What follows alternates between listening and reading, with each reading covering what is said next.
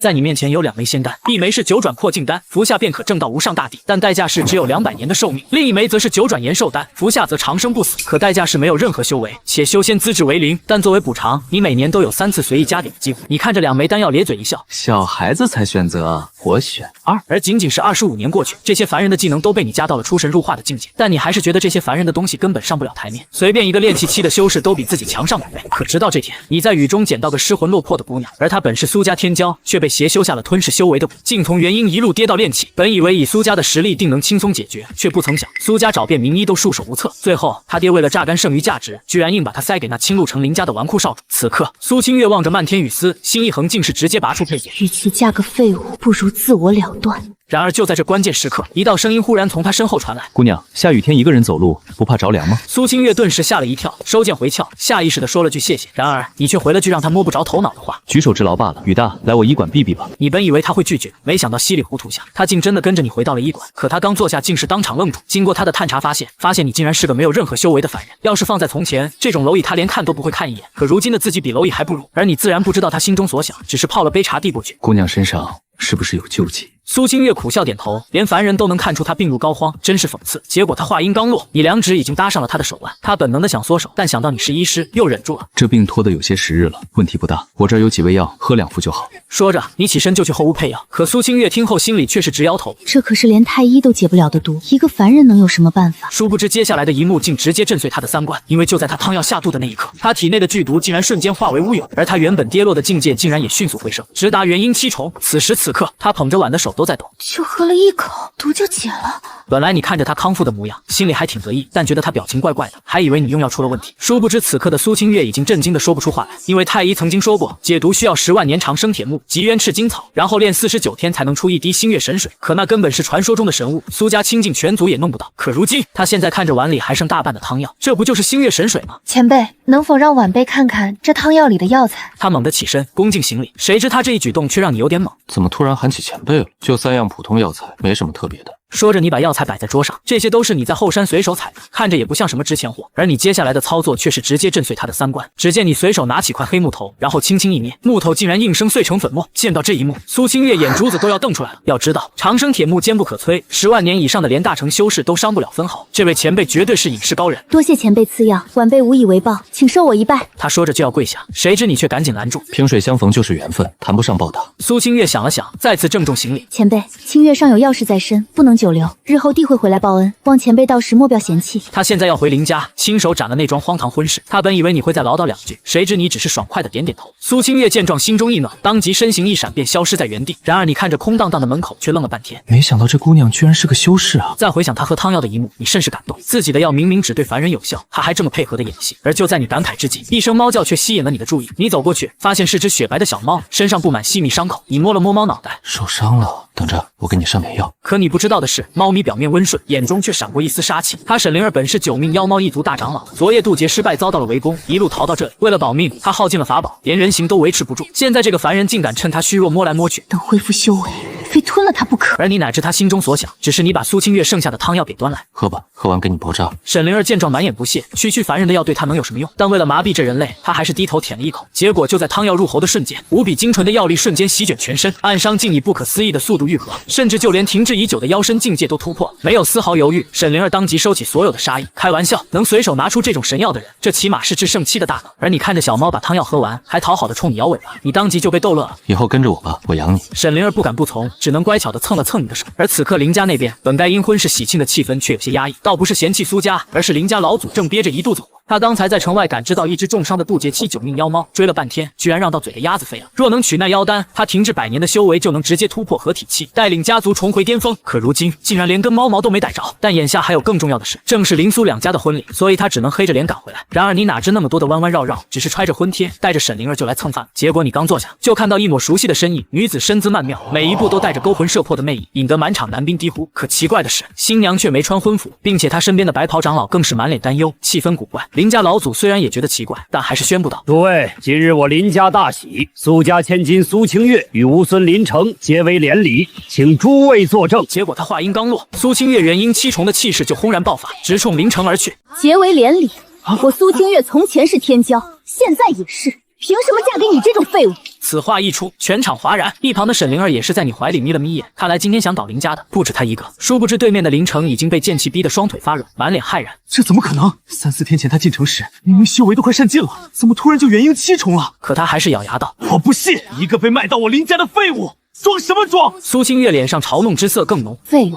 那你算什么？连废物都不如的纨绔，根本配不上我苏清月。话落，他手中的剑光便直接斩了出去。可就在林城吓得连滚带爬之际，林家老祖赶紧上前拦下他。一个分神8重的强者拦个元婴还不简简单单。然而下一秒，令所有人震惊到极点的一幕发生了，因为那剑光快到离谱，居然分化出好几道从他指缝漏了过去。砰的一声，林城当场衣衫炸裂，吐血到飞了出去。林城满眼不甘，骗我！你的修为明明是废了的。结果这话直接把苏清月逗笑了。你也配我骗？说完，他冷漠看向林家老祖。这场婚事就此罢标。听闻此言，林家老祖心中暴跳如雷，却只能咬牙忍住，因为苏家那位长老已经站了出来。苏家实力之强大，不是他能抗衡的。林璇，婚事就此作罢，先前那些礼你留着吧。苏家名震皇朝，没必要对个小城家族讲礼数。说完，苏清月转身就走，苏家长老也紧随其后。然而，当苏家长老刚踏出门槛，就当场愣住。这里怎么会有9命妖猫？可没等他细想，一道冰冷的神念就直冲他的脑海。滚！听闻此言，苏家长老吓得冷汗直冒，头也不回的溜了。沈灵儿心里嗤笑，然后跳回你怀里。看够热闹了，该回去了。医馆还等着收拾。你揉揉他脑袋，跟邻座打个招呼就走了，浑然不知接下来还有一场复仇大戏即将上演。此时的林家老祖憋了一肚子火，回头看见林城那窝囊样，竟然一巴掌扇过去。废物，把我林家脸都丢尽了！不光婚没结成，就连他一个分神老祖居然还没拦住元婴的剑，这下全城都知道他老脸丢光了。苏清月倒是威名更盛。然而就在这时，天上突然传来一声轻笑，林家果然都是软骨头。谁？林家老祖怒喝一道，就见一道紫影浮现半空，女子妖艳绝伦，却让他心头猛跳。你是何人？沈灵儿挑眉，今早追我追得挺欢，怎么换了身皮囊就不认得了？此话一出，林家老祖瞳孔当即骤缩。你是那只妖猫？不错。话落，沈灵儿玉手轻抬，下一刻，轰的一声，一股威压瞬间碾下，全场宾客扑通跪倒，就连几个分神期都扛不住这威势。这是渡劫大能！没有多想，林家老祖真气爆开就想遁走，可沈灵儿哪里会给他这样的机会？让你跑了，我也别混了。话音刚落，他随手一抓，那林家老祖就被定在半空。前辈饶命，我有眼无珠，追杀之事是我不对。可闻言，沈灵儿却冷哼一声，现在求饶晚了。说罢，他素手一握，下一刻，林家老祖当场化作齑粉。见此一幕，全场死寂。可就在众人以为他会赶尽杀绝之时，沈灵儿却淡淡道：“今日只找他一个，不牵连旁人。”说完，紫烟散尽，留下满院绝望的林家。消息很快传遍全城，以溜达时听小贩说的眉飞色舞，才知昨晚后来那么精彩，但跟自己有啥关系？殊不知，正偷着乐的苏清月和那位长老已然来了到医馆门前，因为苏沫觉得此人能解补且助人破境，定是一名隐世高人，必须登门拜谢。结果两人刚进门，苏沫就直接僵住了。只见桌案上那只银猫正淡漠地盯着他。这是昨夜那只9命妖猫，为什么妖族会出现在这里？清月姑娘，正当苏沫倍感压力之际，一道声音却驱赶了两人的压迫感。见到你出来，沈灵儿当即跳下桌子，小跑着钻回你怀里。这一幕让两人彻底愣住了。前辈果然是隐世高人。想到这，两人赶紧行礼，见过前辈。谁知你只是摆手笑道：“姑娘客气了。不知您怀里的这只猫……你说小玲，我昨日收留了她，见她满身伤的，干脆就治好了。”说着，你抬手抚摸了一下他的背部。苏清寒蹭了蹭你的手心，叫唤一声，算是答应了。结果这一幕直接让苏沫瞪圆了双眼，那可是妖族中以凶力著称的9命妖猫啊，居然被人撸顺毛了，还乖乖认作宠物，简直匪夷所思。这位前辈能做到这一步，实在是叫人又惊又怕。你这时候才注意到了苏沫，眉峰挑起。这位是？苏沫急忙作揖，在下苏沫，听闻前辈对我家小姐特有关照，特此上门拜谢，希望没有过分叨扰你。举手之劳罢了，不值一提。苏清月姑娘可不一般，想换了他人，兴许也会像我这么做吧。殊不知你这番话又再次让苏沫感慨莫名。这位前辈的境界当真不一样，这世间令人憎恶的蔑视太多，可前辈竟还是怀有如此质朴的凡心。对了，还不知前辈名讳？你摆摆手，喊我顾公子便可。好吧，顾公子。苏沫心里甚是紧张，只能喝了口茶，以抹平心中的那种波澜。结果这茶水刚入口，苏沫的瞳孔便剧烈震动，这清茶中居然有一股雄浑的气血真味，瞬间充盈了4肢，竟比灵泉更胜3筹。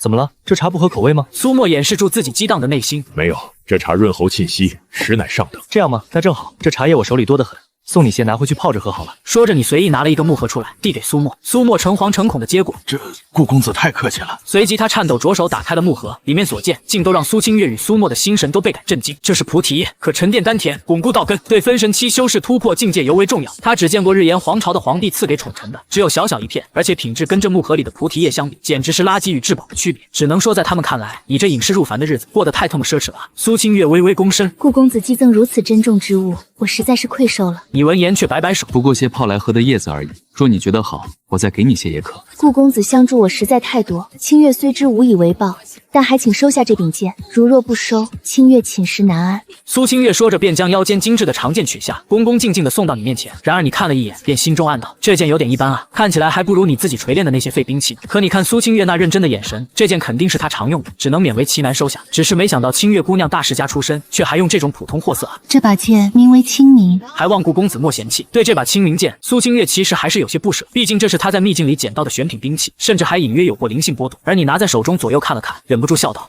送礼这事虽说不在乎最好，但我也看得出你挺喜欢这柄剑，就这么拿了，我心里可是要有约翰的。你送我，我也送你便是。结果你此话一出，苏清月当场愣住了。这不太好吧？一旁的苏沫却劝道：小姐，就依顾公子所说吧，这本就是顾公子的一番好意。苏清月咬唇想了半晌，最终还是点了点头。于是你也不拖延，直接去了后堂后面的小院，打开了那间蒙尘多年的小屋，从中选了一把看起来外观最精致的软剑。这软剑自然是很适合女子，只是凡人打造的兵器，在修士眼里终归是普通，但这也无所谓，送礼嘛，就当给苏清月一个纪念。结果刚拿到这柄剑，苏清月就感觉不太对劲了。这柄剑竟像是活的。